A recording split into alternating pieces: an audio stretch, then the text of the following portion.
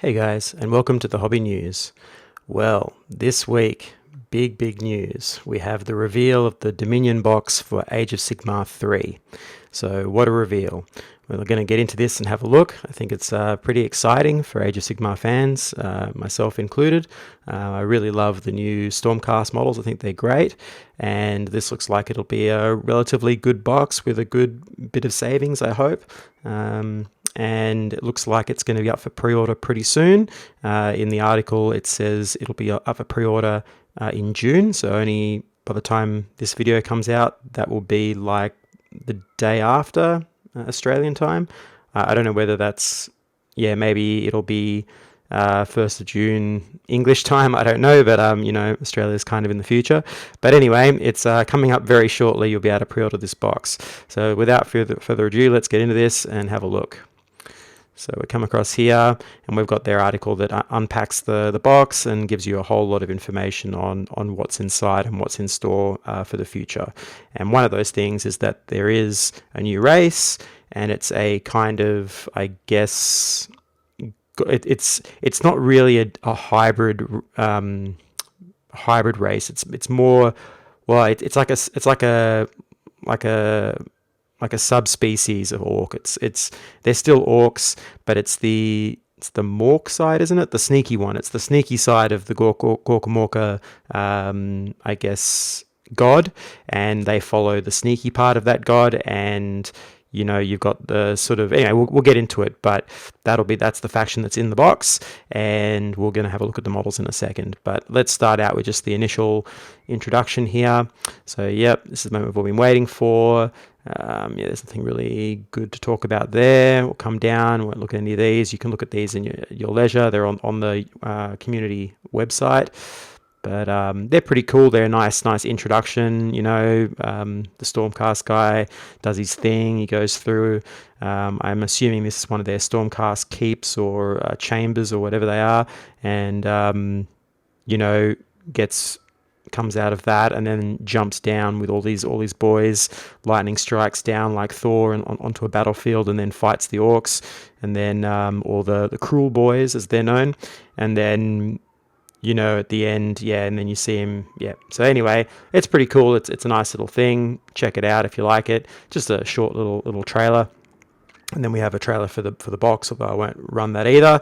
And now, bam, we have the full box. So it looks pretty good deal. It's about 60 models. So, it's a decent amount.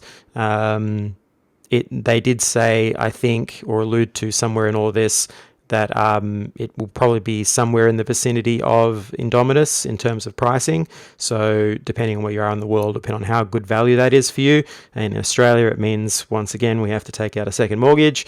But, it's all good. Indomitus wasn't actually too bad in Australia in terms of price and what you got inside.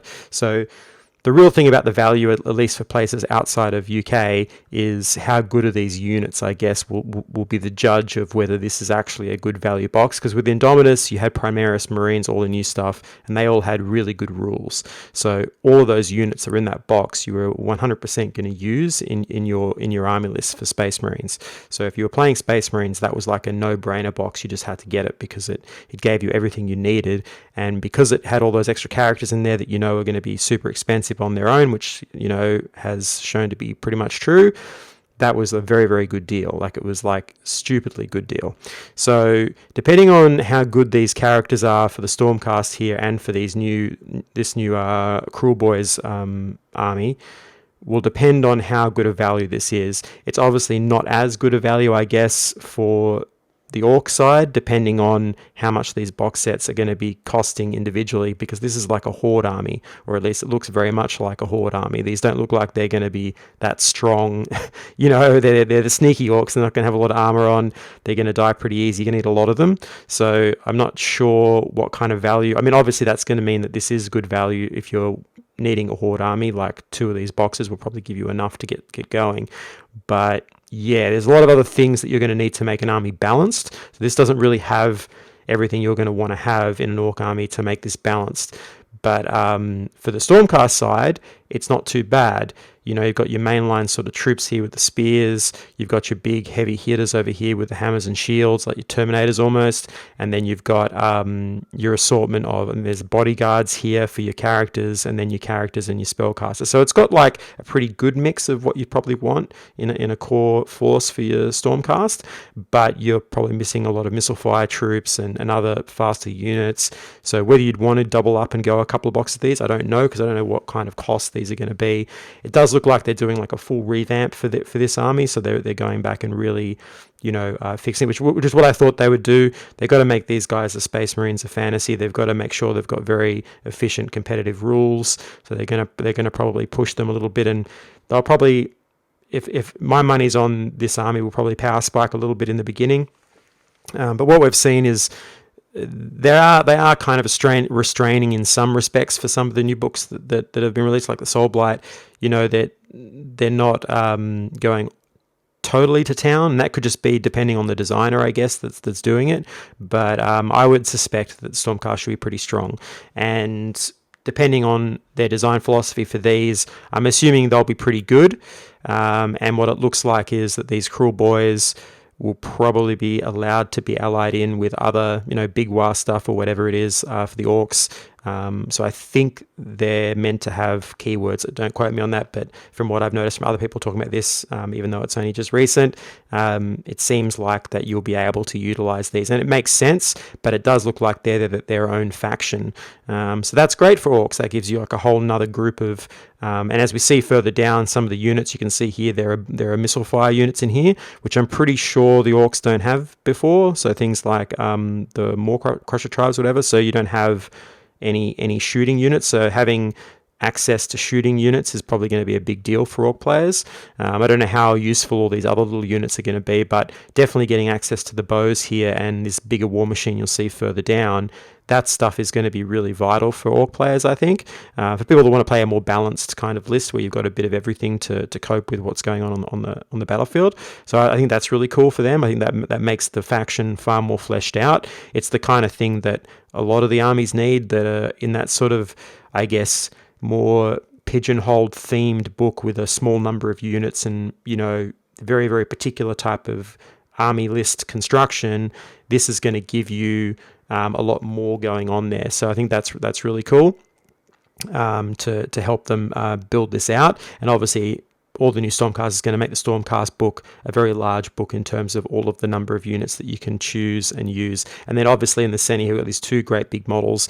We've already seen this lady from Warhammer Fest, so she's in the box. That's great. And then we've got the war boss here for the Kruleboyz facing off. So all in all, it's a really cool thing. We've got it comes with the War Scroll cards, so you'll have the details on that for people that like cards. You've got a limited edition artwork cover for the rule book, and all the other little bits and bobs that go with it. So all in all, this is a great deal, and hopefully it'll be somewhere near the Indominus price range. So obviously a little bit more expensive, most likely, but somewhere close. That would be really lovely.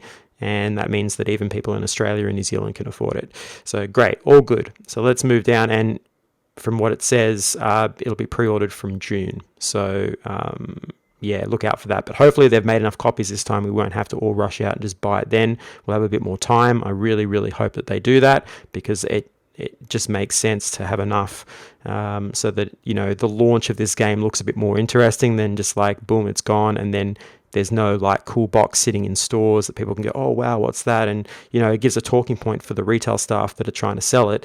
Oh hey, here's the new launch box, you should get into it. That kind of thing. So that it'd be nice if they actually have some of those boxes. But anyway, we'll see what happens. All pretty cool. And then we've got this lady here. We've already talked about her, so we won't spend too much time on that one. Then we've got this Lord Imperatant or Imperatant, with Griffin hounds. They got the little hounds and stuff. I like these guys, and the little box that I picked up that had some of these in, pretty cool. So I'm going to look forward to painting some of those. I think the pet thing is a great idea. And then we've got this great looking model. What can I say? The new design is a great move. It's looking really good, sleek. Great details. Just the perfect thing that you want for your main line. for fantasy is this type of thing. And the options for helmeted or no helmets, that's a great option as well. So really cool. Then we come down. This is a really great one here. So the Knight Arcanum is like your wizard, not your highest level wizard, but somewhere in the middle, I think. And this helmet idea is awesome. I always love those blank kind of helms, that kind of thing. And it gives the option for the head. Again, beautiful model, well sculpted. A little bit funny with the paint job on the face, but I think that's just a paint job. I don't think that's actually what's going on there. I think the sculpt is fine, but I personally will probably put the helmet on because I just think that's a great look overall. So yeah, beautiful model there. What else have we got here? So we come down, and then we've got this great thing as well. So their battle standard bearer, I guess. I don't know what kind of rules this will have, but it looks pretty cool. And there's a ton of conversion possibilities here. Like all these models have tons of conversion possibilities and extra heads and things. So I can see a lot of 40k conversions coming out of a lot of these AOS models. Blood Angel players are going to be extremely happy with the new release because they're more proportionally in line with a Primaris. So even with these little flappy pieces here, an armor person's going to hate what I just said then. But anyway, the parts here are great for Sanguine Guard and all that kind of stuff for Blood Angels. Your commanders and so on. I can see so many conversions there. So there's going to be some happy Space Marines. Even if people doing their own chapters and stuff, I can see some great. The line there. You could do some really cool stuff for a Space Marine Legion or chapter. So then even the 30k as well. So you got like a really cool sword there. That's definitely going on a Space Marine at some point. You can see how much that looks like a power sword. But anyway, great model again. And then we come down to these. So these are the bodyguards. So they're bringing that kind of mechanic into AOS if it wasn't already there before. Very similar to what you find in 40k with Death Shroud Terminators for Death Guard, or the veteran ones that look after the Ultramarine ones that do the same job but a little bit better apparently. So yeah, you've got that kind of thing. So they're going to basically take wounds for your characters, which is really important. You don't want to get sniped by stuff across the table, and in fantasy that's even more important because they're such a really crucial feature of your list building. So having this type of thing is very, very good. So let's take a look. Yeah, we've got some pretty cool. I love, again, some other ethnic groups here being represented, which is nice. You could go down the cynical road and rip on them a bit or whatever you want to do, but ultimately I think it's a good thing. And if you haven't noticed in these armor designs, if you have a look at a lot of the female armor designs, they're not doing the boob armor anymore. They're doing like more, I guess, a little bit more realistic chest plates and so on for the female figures.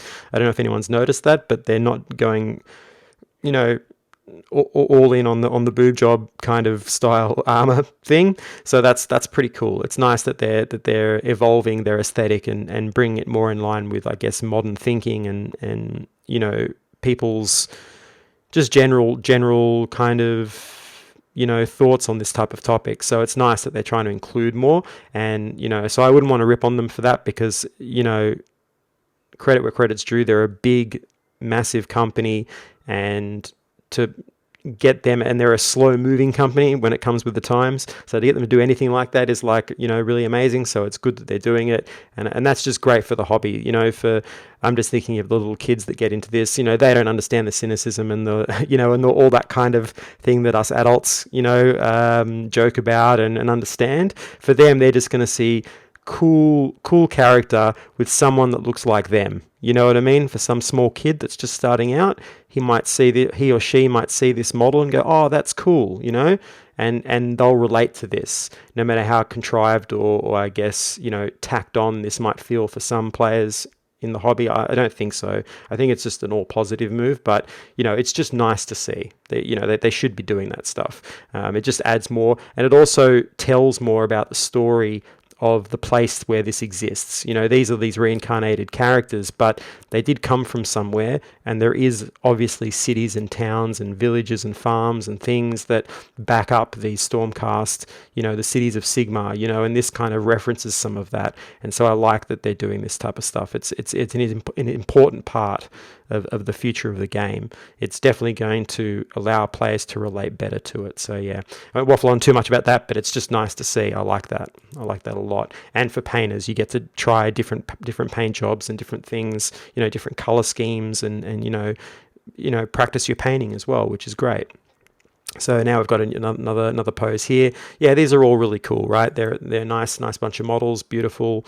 They'll fit in. I love that the robes are a bit different this time. So, for a metallic color scheme, that's nicer. You'll be able to get more of those metallics in. It's not going to be blocked by a huge big robe in the front. I like that this is exposed. That's all really nice.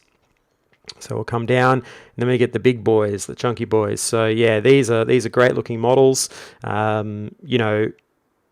Basically Terminators, I guess. Apparently in the reveal, I didn't get a chance to watch it, but I watched someone else talk about it already, and they're meant to be, but they're 4-inch move, I think, is what the idea is, and they're 3s and 3s, so 3s to hit, 3s to wound, I think 3 wounds on them or something. So they were talking about in that particular podcast what the unit size would be. So there's 3 in the box, but who knows what their actual size is. I think they were all saying they might be a bit undersized or whatever, so it would be like a unit of 5. But I guess for competitive reasons, you'd want the bigger unit. But they could end up just being a max unit of 6. So you just buy 2 boxes of these or whatever, and then you have the unit. But we'll wait and see how that goes. I'm not really going to throw my hat in the ring on those type of topics because I don't really know yet. But just in terms of aesthetically, this is great. A nice difference in the armor design. I like these big open areas here that cradle the head. I think that's a really nice feature. Overall, like a really nice design. I can't really say anything bad about them. They're just cool models, and they're going to inspire a lot of kids and a lot of people to get into this, right? Even us big kids. So that's all cool. And then coming down here, we've got these sort of battle line type troops. So these are the Vindicators, and you're probably going to end up using these a lot. I'm sure they've got good reach with those spears. They're probably going to have a good war scroll, and you're definitely going to end up using them. We have seen these before in the Warhammer Fest, but yeah, look, great bunch of models really, and a variety of heads.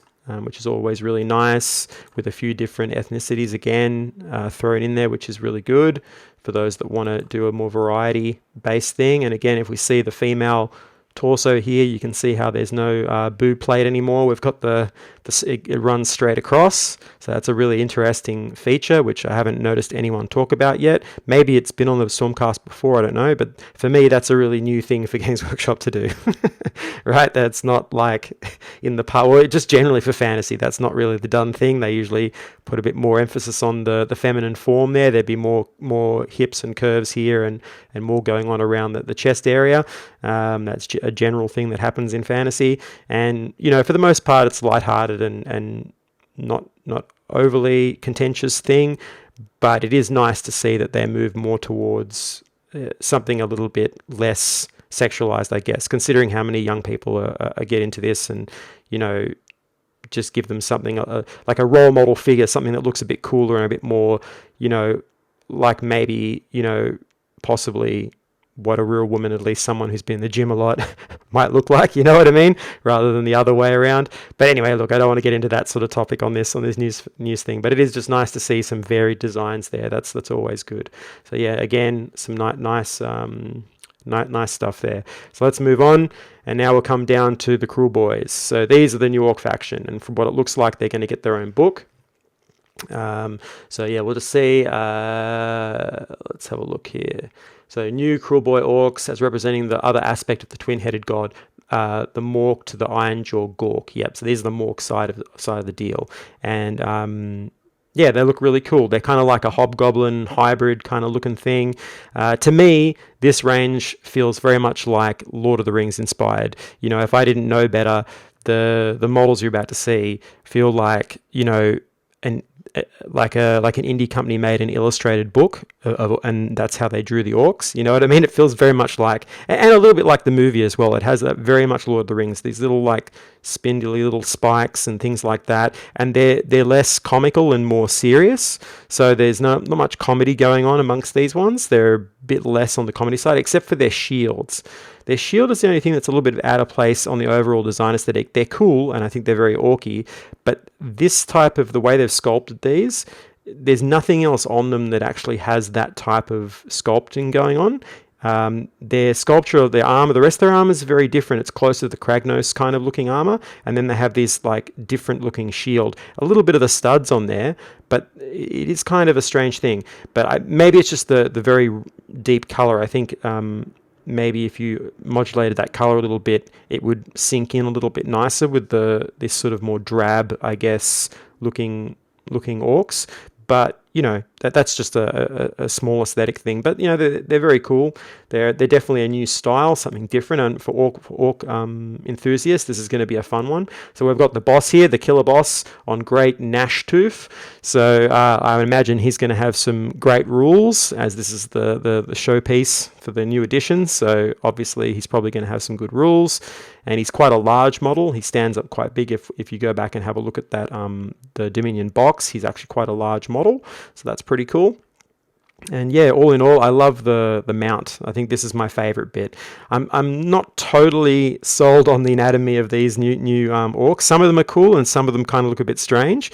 But yeah, overall, I think it's a great thing. It's a different aesthetic, and it gives players a chance to have maybe a serious orc rather than a comical one. So I think that's cool. But I think the thing that I like most is the monsters that come with this. So this one, we'll see one other one further down. I really love the sculpt on this. I think that's beautiful. So that's going to be cool. And I can see a ton of conversions for this model. This is a really cool animal, and you could do so much with it. So that's really good. And then this is the other one. This is the one I like in terms of I think because a lot of the robes are hiding the anatomy a bit, because I think the connection between the torso and the legs is okay, but I don't know, something like basically their anatomy looks like if a chimpanzee stands up on its back legs, and that long upper torso with the small squat legs, which is fine, but I feel like it's just maybe if they just broadened it slightly, it just feels like a little too stumpy on some of them. Not all of them feel that way, but some of them do. And I think, I don't know, I'd have to see them in the model, see whether it matters. Because to me, these guys feel like they should be more hunched over, like a chimpanzee is, like when they're walking and moving, they're on all fours. But their body shape doesn't really allow them. If you watch a chimpanzee walk around, when it's on its back legs, it's very comical, like the way it has a waddling motion, because of its spine and the way the legs are, and the way they splay out, which is what these ones do. These wouldn't really be able to run at you very effectively. They'd be really terrible actually at moving from an anatomy point of view. So they'd be hopeless at it. They'd want to keep bending forward and then coming down onto their front arms. So I would have loved to have seen a more hunched version, I think, of these guys. I think that would make more sense. A little bit like the goblins from Lord of the Rings, that sort of hunched, pointed, because they got that pointed face. I think that would have suited them a little better, but that's just a personal opinion. But, when you've got a lot of stuff around them, then they look cool. Like, I like this, and I like the faces and everything, but just something to do with the connection and the way they're standing, you just know instinctively they can't walk around properly. Like they're going to be just shambling like a bunch of like little toddlers, running at you, and it's not going to be very intimidating. So they've got this really serious thing going on, and then this really comical anatomy that would never work properly in reality. They'd be on all fours running around. They just couldn't stand for any length of time. They just fall over. So it's a funny little thing. But hey, look, it's fantasy and whatever. But yeah, I don't know. Or just make them a bit more of that crooked look. I think that would, like, this guy kind of hunched over. I think that's why I like it. He's kind of, his head's pointing forward. It's nice. And the little guy is cool too. So, that's probably my favorite model, I think, out of the lot. And obviously the monsters. So we can see here now what I'm talking about. So we've got the boss here. This is the killer boss with Stabgrot. Yeah, great. It's all cool. But you can see here the way the splayed out legs, and then you have that tapered in, bottom there, and then it goes out. It is still pretty cool, but this guy just couldn't run very fast. Like you can get away from him pretty easy. You know what I mean? Unless he starts galloping and starts using his hands to come at you like a chimp would, then he can move at a very, very big speed. You know what I mean? But if he's only going to use his back legs here, he's not going very fast. So that's one of those things, and he's always going to want to topple forward. So it's just a little design thing that I can see, but it's not a huge gripe on this because fantasy game. But for those sculptors out there like myself that are looking at this, that's just one of those things that I can see about it, that I would have maybe changed something to do with the leg shape, maybe just made it a little bit different in look. I don't know how you'd fix that because it's a very tricky one, but it doesn't really matter that much. I'll stop talking about it now. So we'll move on to the cool bit. So it works better on this guy. I like this one a lot. So this is their standard bearer, and you can see here this is very Lord of the Rings face, right? Everything's feeling very Lord of the Rings. That face shape, and it's a great face shape. I like it. I like that look. Maybe just a little bit more broadness here would have been cool. A little bit stockier shape might have been nice. I don't know, just something about that. It's very froggy. Like these guys are very froggy, but that's okay. That's cool. I mean, obviously there's only one angle, so if you see it in reality, it might be a very different story. But anyway, all good there too. I'm not going to spend too much time on these. I'll let you go through and peruse them. This is really just to show it off. And here we go, the Bowmen here. So this is like obviously a really great boon for Orc players. They're going to get a chance, and Goblin players are going to get a chance to get some good shooting units in. Hopefully they're good. The way they talk about them, they're good. So these guys are called Man-Skewer Bolt Boys, and looking really nice. Great. This does feel like a merging of Warhammer and Lord of the Rings kind of aesthetic. A lot of this, but it's good. It's nice. It does work for them. I do like it. See, their body shape kind of works better, I think, because these are more diminutive. These are sort of the goblinoid kind of ones, and I think that shape works better on them than it does on the bigger orky looking ones. I think that their shape kind of fits a little bit nicer, as a whole. But all good, all good. Yeah. It's a cool look for them. It's good. It's nice. That's a new, I guess, direction for a more serious looking orc. That's cool. So let's move down. And then we've got the spearmen here. So far, I think these are all coming in the box. We're going to see at the end some more. So this video might cut a bit long. We're going to see some of the other units that are coming. Obviously, this isn't the only stuff that's coming with these new releases. We're going to get more. So yeah, these standard orcs are looking better actually. Maybe it's just the photos. So they're actually looking a little bit nicer. Their leg shapes to their body shape is a little bit better. It feels like they're able to stand on those. The other ones look a bit splayed, but these kind of feel a bit better. So maybe it's just a photo thing. I don't know. But these actually look pretty cool close up. So that's not bad. They look a little bit like they're actually able to stand and move a little bit easier. So that's cool. All good. If you're an orc player, you're going to love all these. I'm sure there's a lot of good conversions here, good possibilities for different things. They're definitely a serious orc, which is kind of weird. We've got the serious orc with the comical shield. I still don't know how I feel about these shields. I feel like they're on the wrong body. I feel like these need, less comical shields, less stylized ones. It doesn't feel right. This combination feels wrong. Nothing about this, like if you look at all the little shapes that are going on here, there's none of this type of angularity happening on any of these armor plates. Can you see that? Yeah, just a strange little thing there, but whatever, they've got to tie it back in because these are orcs. They're not their own. They're not like a totally separate race. So cool. I like it. It's nice. And then we have these hobgrot slitters. So these are really, really odd. So these guys aren't going to be running fast. You can tell these ones are going to be struggling. So yeah, I'm not quite sure what's going on with their anatomy. I mean, they're very, very comical. They're cool, but I don't think I can take these guys seriously. I don't know they're probably going to have stupidly good rules or something, but they're pretty funny. So I think I'll leave you to be the judge whether you like these or not. I think in terms of small little guys, I prefer goblin anatomy to this. This feels sort of like, I don't know. It feels okay. Maybe I have to see them, and maybe they're really funny and cute in the model, but close up they look a little bit. It could just be the paint job. It might be just because they're this yellow color. I'm not really enjoying the yellow very much. I know they're trying to tie it into Kragnos, but I think I would prefer them either with a really pale white green or something like that, or a different kind of pale tone. I think the yellow. I don't know. I'm not totally sold on these guys. They're kind of cool, but they're not my favorite. But I'll leave you to be the judge for that one. And they also come in the box. And then we have obviously the special core rulebook, and yeah, the cards. That's all cool if you like cards. And then we come down here. They tell you a little bit of stuff. There's not much to go by, but most of the rumors say they're moving to the 40k size board, so the smaller board size, and so it's not going to be 6x4 anymore. And basically, there's a lot of those kinds of changes that seem like they're coming into play. They're changing the coherency thing, so it's very similar or identical to 40k. So you're not going to be able to do your long strings with large units anymore.